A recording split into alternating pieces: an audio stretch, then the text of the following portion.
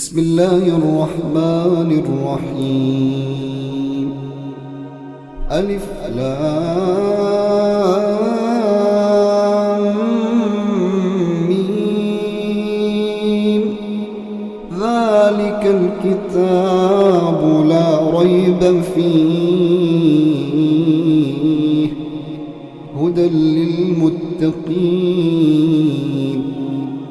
الذين يؤمنون بالغيب ويقيمون الصلاة ومما رزقناهم ينفقون والذين يؤمنون بما أنزل إليك وما